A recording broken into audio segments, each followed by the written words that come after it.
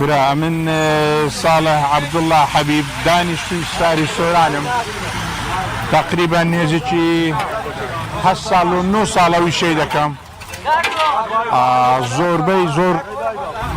لساعات ششي مغربي بينزي مغربي ديم حتى ساعات 11 12 ويشما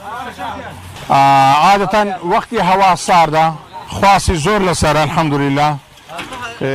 كشو هوايشي لبارش او قلب بالغ بيت او شوي كبفر اباري براستي يعني مجالي سلام جواب دانوشم نيه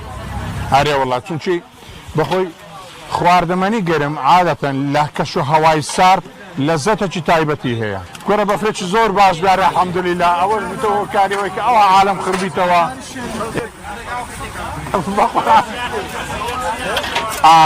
وقتی هوا صار زیاتر حزين لفاقله وشي المياه الحمد لله دلين فاقليتو سببية كم خاينة جي كباكو خاينة سببي تومين بطامة الحمد لله اوش الاخوة زانو فضل اخوة الحمد لله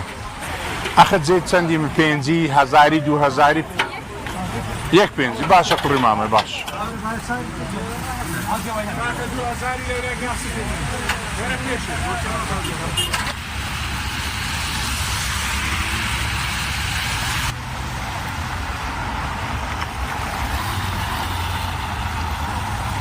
سرتا بخيرات من قناه كتانكين من ناوم رشوه محمد رشيده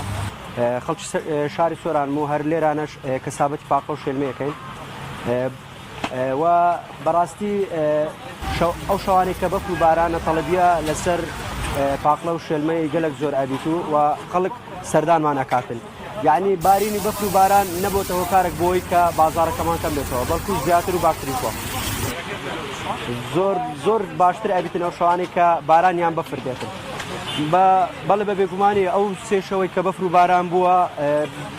يعني لتاو شوكان زور فرق كرديه وبازارك باشتر بوا بخوت ازاني